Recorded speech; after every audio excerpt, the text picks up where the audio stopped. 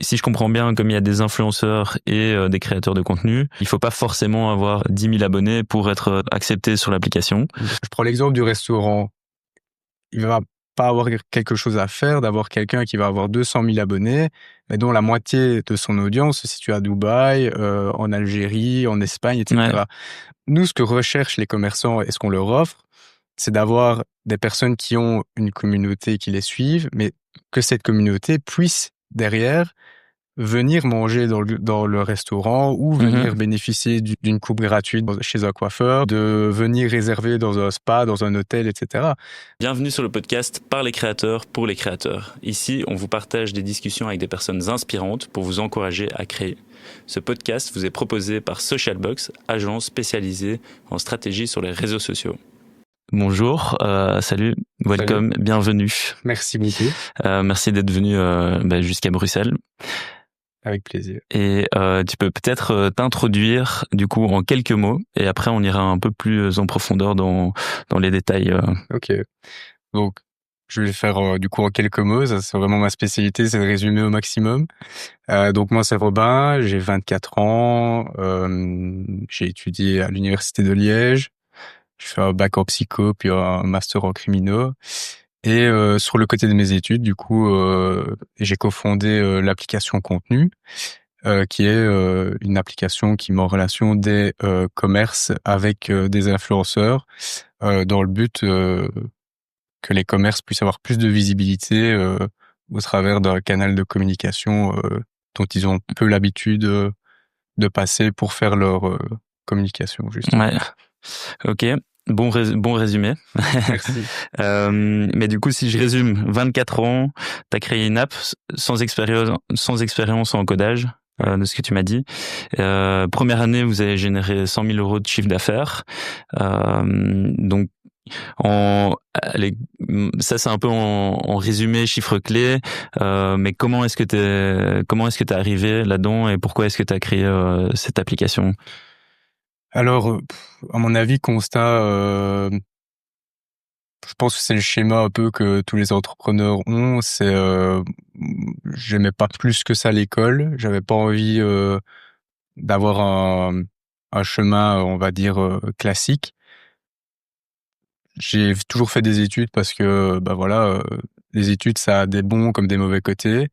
Mais à côté de ça, je savais que je voulais développer ma propre activité. Euh, Par contre, bah, comme au début de n'importe quelle idée, je savais pas dans quoi j'allais évoluer. J'ai juste en fait écouté sur le côté de mes études, du coup, puisqu'au final, comme j'ai dit au début, j'ai fait psycho-criminaux. Et ici, j'ai créé une app, enfin, avec mon associé, on a créé une app dans le marketing d'influence. Ça n'a rien à voir avec mes études pour le coup. Mais c'est juste en fait écouter les besoins du marché, aller vers des secteurs qui étaient porteurs. Le marketing d'influence, c'est encore un domaine assez récent. Donc, je m'étais dit pourquoi pas créer un produit dans ce secteur-là, tout simplement. Ok. Et donc c'est quand exactement et à quel âge que tu t'es dit que tu allais lancer cette application? Bah, en fait, si on revient à la base des bases, je fais mes études, donc je suis en psycho. J'aimais bien parce que voilà, tout ce qui est psychologie humaine, c'est super intéressant, notamment dans le monde du business. Donc, c'est vraiment, ça m'a apporté plein de choses. Mais, bah, c'était pas, je me voyais pas faire ça plus tard. Et donc, bah, tout simplement, je décide de lancer des projets sur le côté. Il faut savoir, enfin voilà, contenu, c'est l'aboutissement d'un projet. Derrière, il y en a eu plein d'autres. Il y a eu plein de petits bébés, de petits tests. C'est ça, et c'est comme pour tout. Tu testes un premier truc, ça apprend pas, ok, bah, j'essaye autre chose. Aussi, tu lances des trucs où tu te dis, c'est vraiment ce que je veux faire. Au début, bah, je m'intéresse à l'e-commerce, comme plein de gens. Puis après, je m'intéresse à la crypto, comme plein de gens. Euh, et puis après, tu te dis, ok, maintenant, je vais essayer de faire quelque chose que j'ai vraiment envie de faire, où je me dis, ouais, je me vois bien évoluer là-dedans, tu vois. Et donc, au début, j'ai un projet qui était de créer une app qui met en relation des étudiants et des entreprises qui cherchent des étudiants. Ok. Ça, c'est la première idée que j'ai eue. Du coup, je me dis, qu'est-ce que je fais pour mettre en application mon idée? Je vois que les incubateurs, ça existe. Donc moi, je suis du côté de Liège.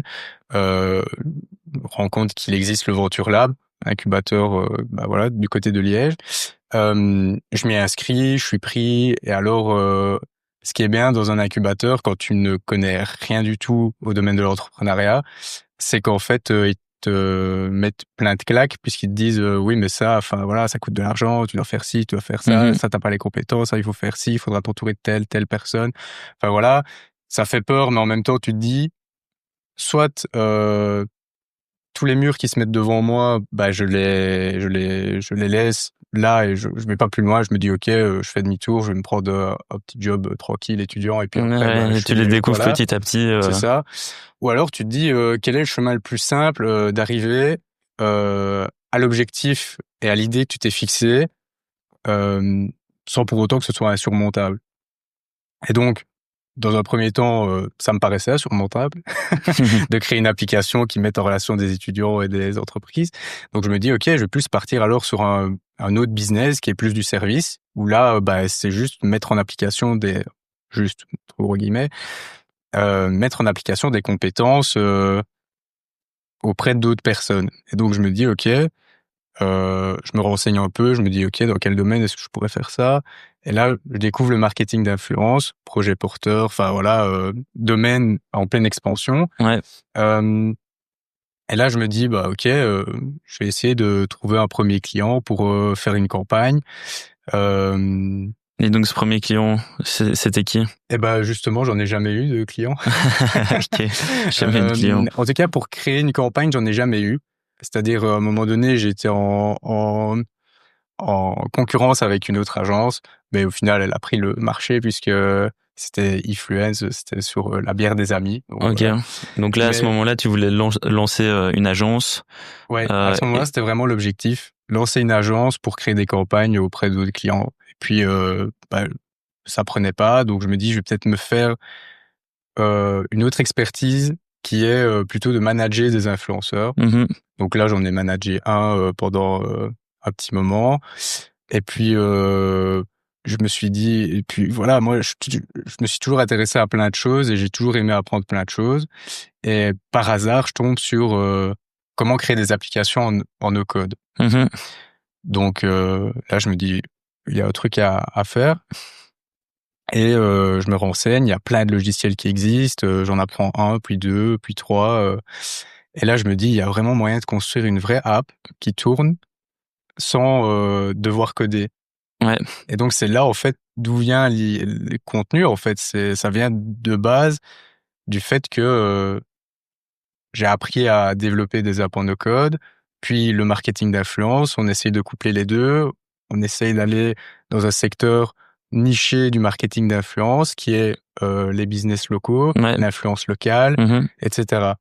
Et donc, c'est né de toute cette expérience, expérience, ouais. enfin voilà, le fait d'aller toucher à tout, d'essayer, etc. C'est ce qui, à la fin, amène à quelque chose d'abouti. Et puis après, il faut encore une fois passer à l'action derrière pour que ça évolue et Ok. que ça se concrétise, quoi. Mhm. Et donc aujourd'hui, Contenu, c'est une application qui est utilisée par deux axes, je vais dire. Il y a un axe où c'est vos partenaires, donc que vous considérez comme vos clients, je sais pas, tu vas préciser. Et de l'autre côté, les influenceurs slash créateurs de contenu. Et donc votre but, c'est vraiment de connecter les deux. Aujourd'hui, dans Contenu, combien de partenaires est-ce que vous avez? Quel type de partenaires? Et de l'autre côté, combien de créateurs de contenu sont actifs sur votre plateforme?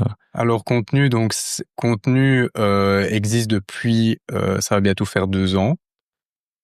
Et à l'heure actuelle, on compte plus de 250 clients accompagnés sur l'application Ok. et plus de 1200 influenceurs slash créateurs de contenu présents sur l'application. Ok. Et donc, Oui, contenu, le but, c'est d'amener une solution simple et efficace, d'un côté pour que des influenceurs et des créateurs de contenu puissent profiter d'expériences gratuites, et de l'autre côté que les commerces, eux, puissent avoir de la visibilité à moindre coût, étant donné que ce sont pour la plupart, et c'est pas un terme péjoratif, mais des TPE, PME, Ouais. qui n'ont pas forcément excessivement beaucoup de moyens à mettre dans leur marketing et dans leur communication. Il fallait trouver une solution simple, intuitive et peu chère pour leur permettre d'avoir accès à ce type de communication. Ouais, ouais, clairement, parce que bah t'en as fait l'expérience en essayant de développer une agence. Quand tu proposes une campagne aujourd'hui, ou si c'était une PME qui veut créer une campagne d'influence, bah il y a un budget minimum à mettre et qui est généralement pas faisable pour ce genre d'entreprise, quoi. Donc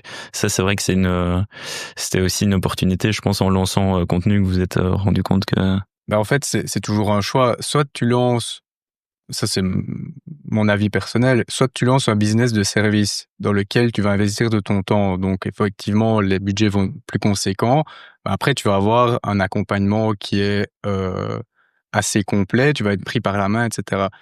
Ou alors, tu décides de créer un produit digital à moindre coût, qui est accessible pour la plupart.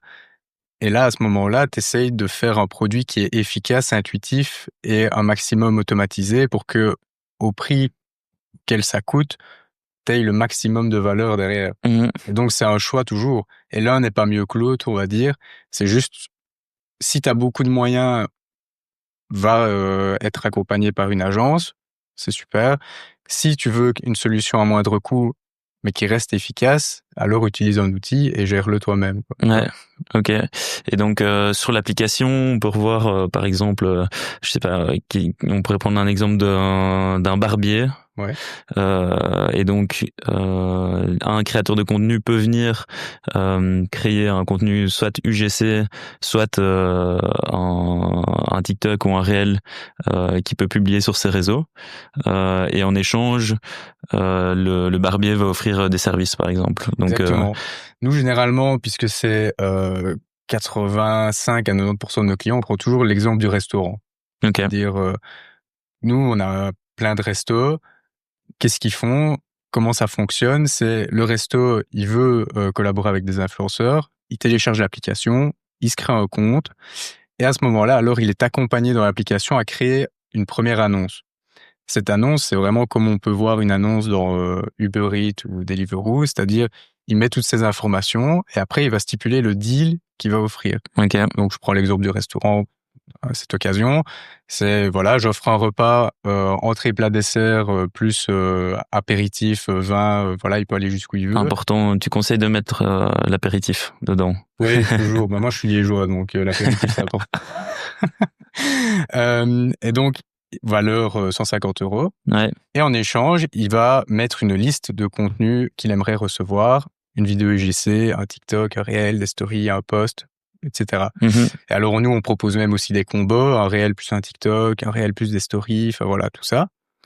Ça, c'est vous qui proposez dans l'application. Ça, c'est en fait, au moment où il crée son annonce, il est invité à remplir toutes ces informations-là pour qu'après, en fait, cette annonce-là va être visible auprès des influenceurs et créateurs de contenu qui sont inscrits sur notre application. Ok. Et donc, une fois que l'annonce est en ligne, bah, le créateur, lui, il voit directement et il fait son marché. Voilà, ça m'intéresse de travailler avec un tel parce que ce qu'il propose en échange m'intéresse Mhm. et je suis prêt à faire ceci en échange. Ok, l'influenceur clique sur l'annonce, il fait sa réservation et alors là, une demande de collaboration est envoyée au commerce. Ok. Ouais. Et après, le commerce, lui, il a le choix, dans toutes les demandes qu'il reçoit, de les accepter ou de les refuser. Ok. Et donc il analyse quoi, le profil de l'influenceur ou du créateur de contenu. Oui, parce que nous, dans l'application, on lui fournit toutes ces informations, c'est-à-dire son nombre de followers, son taux d'engagement, la répartition de son audience, que ce soit par pays, par âge, par sexe, Mhm. la répartition de ses abonnés, si c'est des vrais abonnés, des abonnés de masse, s'il y a des bots dans les abonnés. Ok. Donc, et à la fin, on met un score. Donc, on a fait par nos soins, par nos algorithmes. En fait, il y a un score où il est mis, donc qui va de 0 à 100. Et au final, même avec toutes les informations qu'on donne au commerce, parce qu'on sait que les commerçants, ils n'ont pas le temps Pour eux, il faut quelque chose de simple, rapide et Et efficace. puis ils n'ont pas l'expertise non plus. Ils n'ont pas l'expertise non plus. Donc, ce qu'on fait, c'est qu'on leur fournit un score de 0 à 100. Et à ce moment-là, alors, ils savent directement dire, OK, celui-là, il a 80, boum, je l'accepte. Ok. Et il faut savoir que nous, en amont, tous les profils influenceurs et créateurs qui s'inscrivent sur l'app, ils sont vérifiés par nos équipes en interne. Et donc, normalement, le commerce qui est sur contenu, il pourrait accepter toutes les collabs qui lui sont proposées. Ça serait pertinent. Ce serait pertinent. Mais après, parmi tous les profils qui sont sur l'app, nous, on a classé les profils en fonction, évidemment, un profil ne vaut pas l'autre. Ouais. En tout cas, tous les profils qui sont sur l'app sont des bons profils. Et donc, est-ce que, donc, si je comprends bien, comme il y a des influenceurs et des créateurs de contenu, il faut pas forcément avoir 10 000 abonnés pour être accepté sur l'application. Et explique peut-être à quel point le marketing d'influence avec les micro-influenceurs est puissant et pourquoi c'est parfois plus pertinent de travailler avec quelqu'un qui a 1000 abonnés que de travailler avec quelqu'un qui a 10 000 abonnés. Alors, si on reprend depuis le début, donc il y a les influenceurs et les créateurs de contenu. Nous, on dit créateurs de contenu UGC, donc pour User Generated Content. Sur l'application, on a les deux. C'est-à-dire que nous, sur l'application, on a aussi des créateurs UGC qui, eux, en fait, n'ont pas beaucoup d'abonnés, mais par contre, savent créer du très bon contenu. Et donc, à ce moment-là, on a des clients qui, par exemple, ne demandent que ce type de contenu-là et donc ne reçoivent que des créateurs UGC chez eux, où, en fait, le créateur ne va pas poster sur ses réseaux sociaux, mais va fournir le contenu directement à l'établissement au travers de l'application. Et donc, le commerçant va pouvoir récupérer ce contenu pour le publier sur ses réseaux sociaux.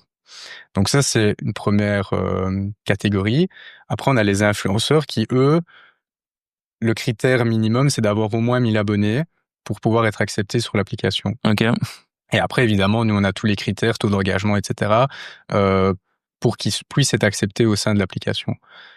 Et donc, pourquoi c'est plus avantageux pour un commerce local d'utiliser des nano-micro-influenceurs? Donc, ma définition de nano-micro-influenceurs, c'est des personnes qui ont entre 1000 et 15 000 abonnés. Donc, c'est à 75% tous les profils qu'on a sur l'application.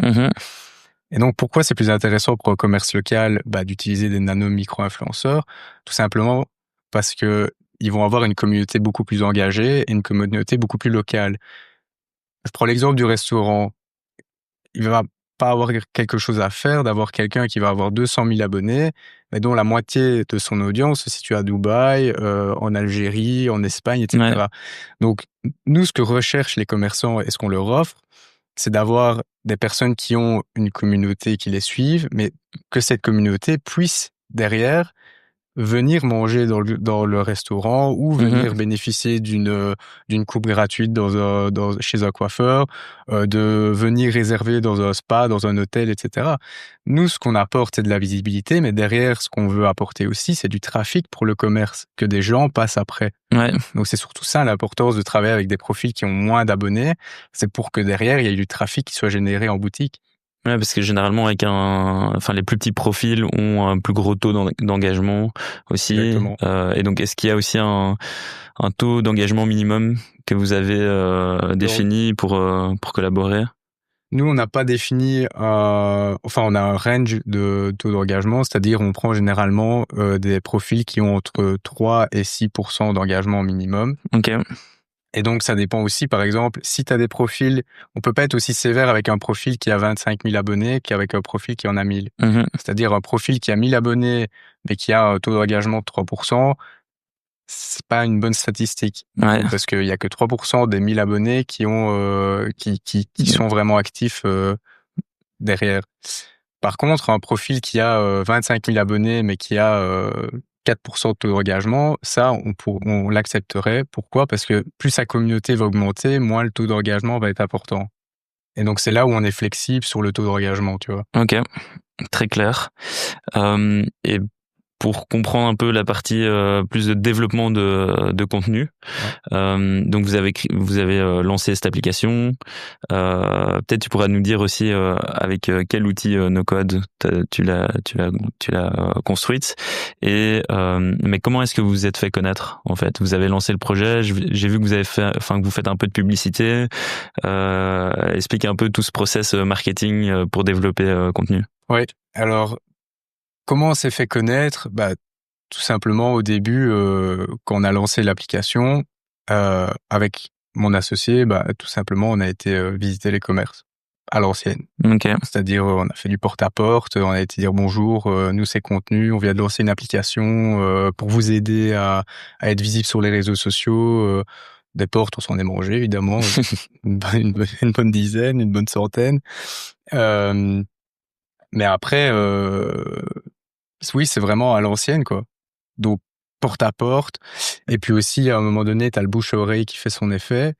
Et entre commerçants, alors, tu veux dire, entre restos, fait, ça se parle ou... Ouais, c'est ça. En fait, déjà, la Belgique est un petit pays, tout le monde se connaît tout le monde. Ouais. Mais alors, le secteur de la restauration, c'est encore pire. C'est-à-dire que tout le monde connaît vraiment tout le monde.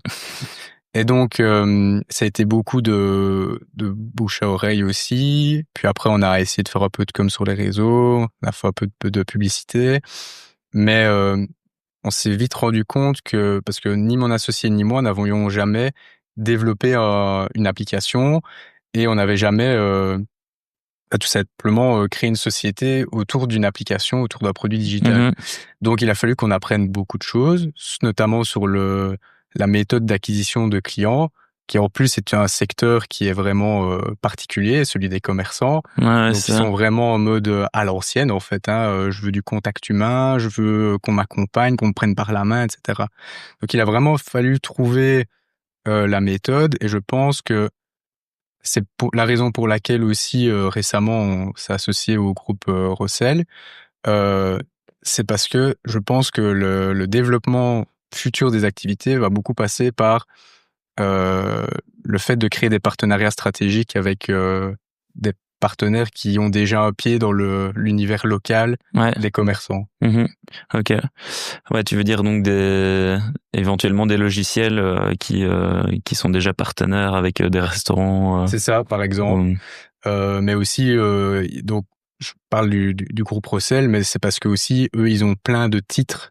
Quand je prends l'exemple de Vlan, etc. Eux, c'est leurs clients de ces titres, les clients de ce titre-là, ce sont des commerçants locaux. Tu vois. Donc, il y a s'associer avec des logiciels, oui, pour par exemple des logiciels de réservation. Qu'est-ce que je peux citer d'autre? Des associations de restaurateurs, notamment avec la fédération Horeca, avec qui on est en discussion. Horeca Focus Group, une autre société qui est dans le monde de la restauration aussi. Ça va être vraiment le bouche à oreille et la création de partenariats stratégiques qui va faire qu'à un moment donné, ce sera un outil incontournable pour tout commerce. On l'espère, hein. Pour ceux qui ne me connaissent pas encore, je m'appelle Octavian, je suis le fondateur de Socialbox, une agence spécialisée en stratégie sur les réseaux sociaux avec réel impact. Vous pouvez nous contacter directement sur notre site www.socialbox.be. Et pour les futurs créateurs, on partage aussi plein de trucs et astuces sur nos réseaux sociaux, donc n'hésitez pas à nous suivre sur TikTok et Insta. Ok, donc ça c'est vraiment pour le côté commerçant, donc se faire connaître auprès des commerces. Et au niveau des influenceurs ou créateurs de contenu, ça se passe comment? Alors au tout début, pour avoir les premiers utilisateurs influenceurs sur l'app, ce qu'on a fait, c'est tout simplement les contacter par message sur Instagram. Ok. Donc il y a message Instagram, enfin un maximum de ressources sur contacter des personnes pour s'inscrire sur l'application, parce que le problème des applications de mise en relation, c'est toujours l'œuf avant la poule. C'est-à-dire il faut avoir l'un mais aussi l'autre en même temps, il faut avoir la bonne quantité en même temps pour que ça paraisse pas vite. Si t'as pas de commerce mais que t'as plein d'influenceurs, les influenceurs eux vont être frustrés de ne pas avoir de collab. Si t'as plein de commerces mais pas d'influenceurs, au final les commerces ils ont personne qui font leur publicité, tu vois. Donc Au début, donc beaucoup de contacts à la main, puis on a créé des événements aussi. Au tout début, on a créé un événement de lancement où on a invité une centaine d'influenceurs. Ok. Après, on a ouvert à Anvers aussi. 6 mois plus tard, on a refait un événement à Anvers pour des influenceurs néerlandophones. Ok. Et là encore, on essaye de réorganiser un événement ici en septembre pour réinviter encore des influenceurs. Et on aimerait garder une cadence d'au moins un événement par an où on invite plein d'influenceurs de la plateforme à se réunir, à échanger avec les partenaires qui sont présents sur l'app, etc. Ok, donc événement clairement pour vous faire connaître, mais aussi de networking. C'est aussi une opportunité pour ces influenceurs de venir et rencontrer d'autres créateurs de contenu. Exactement, parce qu'il y en a qui sont peut-être un peu moins expérimentés que d'autres. Il y en a qui connaissent des outils que d'autres ne connaissent pas. Et donc, en fait, généralement aussi, quand on organise ce genre d'événement, on fait toujours une conférence où on invite certaines personnes à parler, Okay. On organise des petits workshops, etc. Donc, et on essaye de s'améliorer toujours chaque année à proposer un événement un peu plus quali que la fois précédente. Et généralement aussi, on le fait chez un de nos partenaires qui est présent sur l'app. Ok, ouais, j'imagine. En avant aussi. Ok, donc event win-win dans tous les sens. Tout le monde. Ok. Et tu dirais quoi à un commerçant aujourd'hui qui écoute peut-être ce podcast et qui hésite? J'ai envie de dire que le marketing d'influence, c'est vraiment le moyen, à l'heure actuelle, le plus efficace pour attirer de nouveaux clients. C'est-à-dire, il n'y aura jamais plus puissant. En fait, moi, j'appelle ça le bouche-à-oreille 2.0. C'est-à-dire, il n'y a rien de plus puissant que le bouche-à-oreille pour faire venir de nouveaux clients. Et nous, en proposant contenu, c'est un peu ça. En fait, c'est un amplificateur de bouche à oreille. C'est-à-dire, comme c'est des nano-influenceurs, nano-micro-influenceurs qui ont une communauté très engagée, mais c'est comme si c'était moi qui parlais à mon pote et qui disait il faut trop t'aider dans ce resto-là, c'était trop bon. Mais qu'est-ce qu'il va faire? Il va y aller. Ben ici, c'est pareil. Les influenceurs qui passent chez vous, c'est des personnes qui vont le recommander à leur communauté qui est très engagée et qui vont avoir envie alors derrière d'aller justement profiter de l'expérience aussi. Mais cette fois-ci, le client, il payera. Ouais, clairement. Donc voilà. Ok, je pense que ça peut en convaincre plus d'un. Et au niveau des, j'avais une question, je vais la retrouver. Ouais, c'est ça. Donc, par rapport aux partenaires, vous les appelez les partenaires, hein, donc des commerçants. Oui, ce sont des partenaires. Ouais. C'est quoi le retour principal que vous avez des partenaires avec qui vous collaborez depuis une petite période là? Alors eux, ce qu'ils constatent, c'est vraiment une augmentation des réservations après l'utilisation de contenu. C'est-à-dire, évidemment, c'est pas instantané, on ne fait pas de la magie non plus, mais le fait de faire passer des gens qui vont parler d'un commerce, la plupart de nos partenaires, du coup, constatent une augmentation de réservation à la suite du passage des créateurs de contenu. Et généralement, ils voient vraiment l'augmentation après 2 à 3 mois d'utilisation de l'application. Et généralement, en fait, ce qui est bien, c'est que grâce à l'app, ils peuvent mettre des créneaux particuliers en avant, que les influenceurs viennent parler d'eux. Et donc, ça permet de remplir en fait des jours où, par exemple, l'affluence était un peu moins. Ok. Et donc, on a plein de clients qui disaient oh ben voilà, moi j'étais un peu vide le lundi, mardi soir. Ben voilà, maintenant je remplis mes tables. Donc, la plupart, c'est ce qu'ils constatent. Évidemment, un gain de visibilité énorme, une augmentation du nombre de followers. Mais ce qui reste le plus important pour un commerce, c'est quand même d'avoir qu'il y ait de l'argent qui rentre. Ouais, exactement. Ouais, clairement. C'est des retours positifs à avoir, j'imagine, en tant que créateur de l'app. Et ça, c'est pour la partie du retour des commerçants et retour des influenceurs, créateurs de contenu. C'est quoi les retours qu'il y a sur l'application? Tout aussi positif, en fait. Eux, ça leur permet de découvrir une nouvelle manière de collaborer aussi, parce que il faut savoir que Contenu, c'est la seule application qui permet d'être mis en relation avec des commerces locaux en Belgique. Ok.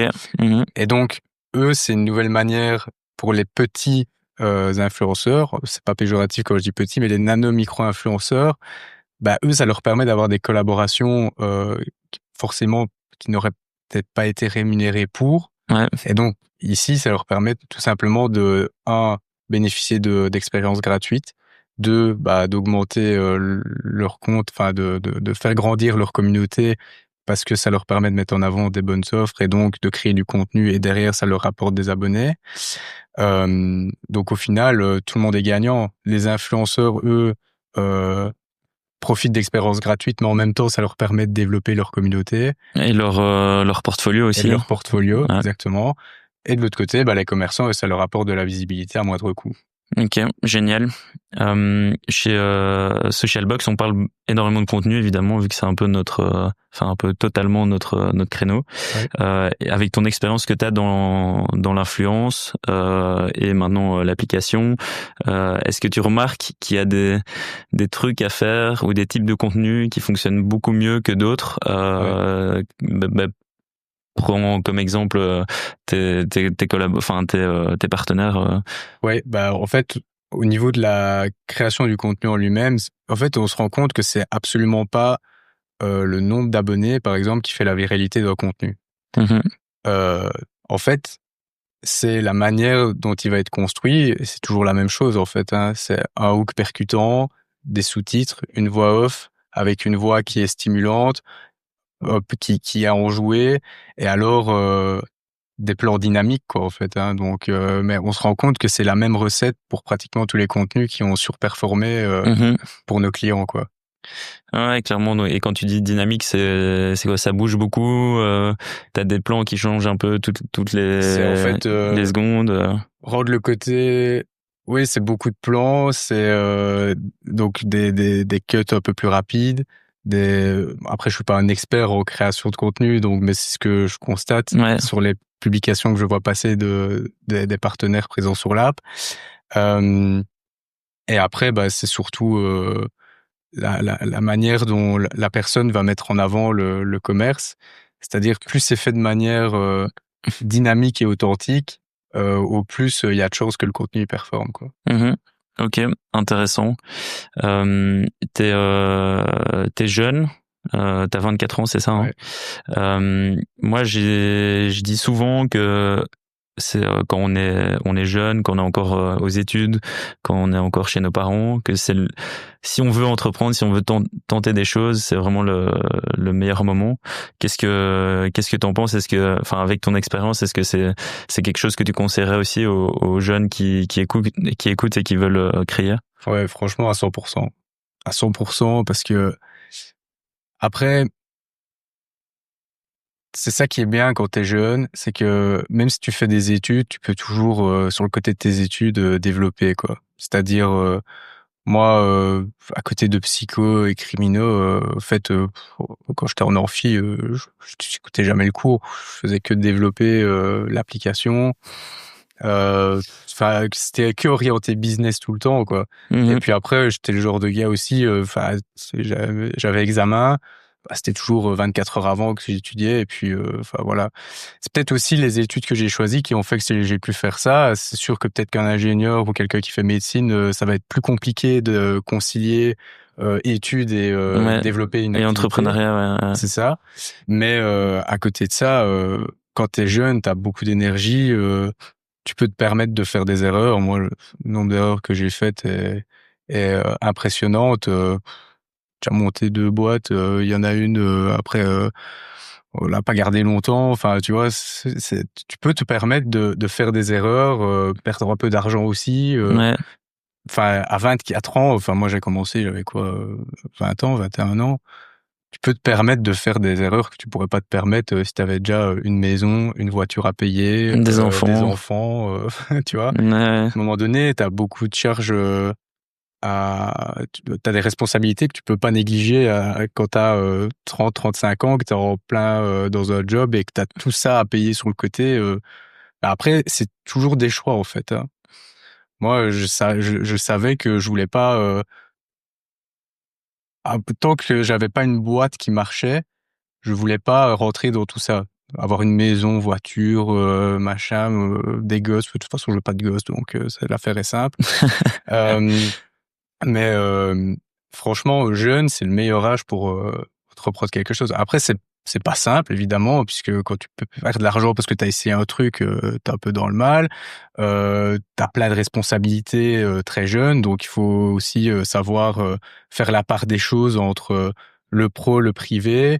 Il y a plein de gens qui te diront ouais, de toute façon quand t'es jeune, tu t'en fous entre le pro et le privé, on s'en fout. Bah non, parce que moi, je suis quand même de nature assez sociable. J'aime bien sortir avec mes potes, j'aime bien aller boire un verre, j'aime bien aller au restaurant, machin et tout.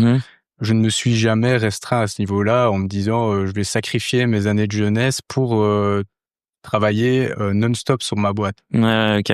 Ça, c'est peut-être à la différence de ce que beaucoup disent sur les réseaux sociaux. Ouais. Parce que la plupart du temps, ce que tu entends, c'est moi, j'ai sacrifié mes 10 premières années de mes 20 ans à mes 30 ans. J'ai fait que ça. J'allais pas au resto, je sortais pas, je voyais pas ma meuf. Enfin voilà, je faisais pas de sport. Enfin, ça me fait bien rire des fois, mais ouais, après il y a des personnes qui ont besoin de se focaliser, de tout arrêter d'un côté pour se focaliser de l'autre. Sûrement, mais en tout cas, c'est faisable d'avoir une vie pro et privée stable entre guillemets. Ouais. Évidemment, dans le business, il y a rien qui est jamais stable, mais mais c'est faisable, possible d'avoir en tout cas une vie privée où tu ne te restreins pas parce que tu as décidé de lancer une boîte sur le côté. Et je pense que ça joue. Ce qui joue beaucoup là-dedans, c'est le fait de s'entourer de personnes qui sont là pour justement t'aider à savoir concilier les deux. Et c'est pour ça aussi que j'ai voulu m'associer, par exemple, avec mon associé qui est David. Ouais, j'allais en venir justement. Je pense que c'est important.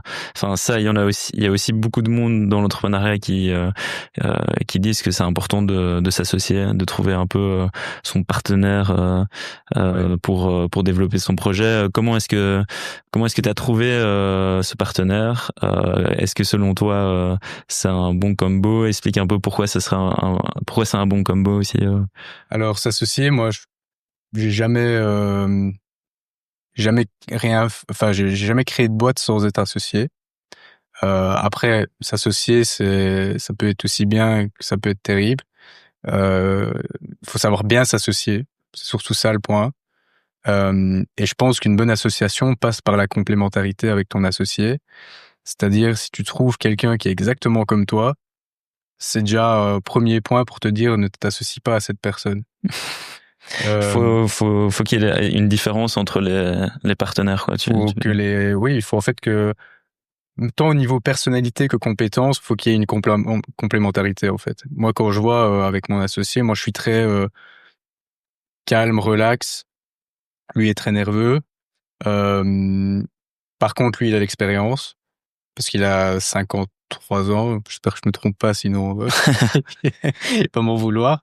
Donc voilà, déjà rien que là, le fait que moi je suis jeune et que lui ait un peu plus d'expérience, soit un peu plus âgé, est une excellente complémentarité. Et je conseille à n'importe quel jeune qui commence dans le business de s'associer à quelqu'un qui a plus d'expérience que soi. Parce qu'au niveau structure et au niveau... en fait, t'as moins de chances de te faire couiller quand t'es associé à quelqu'un qui a déjà l'expérience que quand tu t'associes entre deux jeunes, par exemple. Ok. Et donc, tout passe par la complémentarité avec ton associé, je pense. Ok, donc pour toi, là, c'est vraiment la clé du succès, en tout cas, une partie de la clé qui... Ouais, certainement. Ouais. Ok. Et pour revenir un peu dans le back office de contenu, on parlait d'applications no code. Ouais. Qu'est-ce que tu as utilisé comme outil pour peut-être expliquer un peu aux gens ce qu'il y a comme possibilité? Alors, le premier outil que j'ai utilisé, c'était parce qu'il y a eu 2 versions de l'application. Donc, il y a une première version qui a tenu 6 mois, puis qui a été obsolète parce qu'il y avait déjà trop d'interactions sur l'app, donc elle plantait. Et ça, c'était avec le premier logiciel, c'était Adalo. Ok. Donc, franchement, pour un premier outil, quand tu prends en main le no-code, c'est vraiment nickel. C'est-à-dire, c'est simple, intuitif, et ça t'apprend les premières notions de base de comment créer une application, c'est-à-dire les règles de logique, la manière d'assembler les éléments, l'UI, l'UX, Tout Ouais, ça, dans quel ordre aller aussi, parce que tu dois peut-être mettre toutes tes idées d'abord sur papier avant de te lancer dans l'application. Ouais, au niveau gestion des bases de données, au niveau fonctionnalité essentielle, parce que en fait, cet outil-là te permet d'avoir des comment expliquer ça? Des modules déjà préconstruits. Par exemple, le module authentification est déjà préconstruit, et donc t'as plus qu'à l'implémenter dans ton application et tout est déjà fait. Après, tu peux essayer d'aller chercher et comprendre comment ils ont construit le module pour toi après le répliquer derrière, tu vois. Ok. Donc ça a été vraiment un super bon outil pour, je veux dire, un bon MVP de l'application. Ça, c'est vraiment bien. C'est-à-dire que demain, tu veux développer une app, tu vas sur Adalo, allez, ça va te prendre une semaine à comprendre comment ça fonctionne. Tu remets 1 ou 2 semaines à développer ton application, 4e semaine, tu la déploies et 5e semaine, tu as ton premier client. Ok, Voilà, donc si t'es motivé et que t'as une idée en tête... Franchement, c'est là où je fais un parallèle avec vie pro, vie privée. Là, j'étais vraiment dans un truc où quand je découvre un nouvel outil ou une nouvelle opportunité comme ça, là, je peux travailler blindé longtemps sur le même truc. Et si vraiment le gars, il veut vraiment développer son app en 5 semaines, il peut le faire facilement, mais il faut le charbonner, quoi. Ouais. Ok. Et donc, ça, c'était le premier outil dans lequel on a développé l'application. Puis après, t'as vite des limites avec Adalo parce que t'as plein de fonctionnalités que tu ne peux pas développer au sein de l'outil. Parce que c'est vraiment Adalo, ce qui est restrictif, c'est que t'as leurs éléments. Après, tu peux pas créer d'autres éléments. Tu vois, c'est vraiment, t'es limité au cadre Adalo. Ok.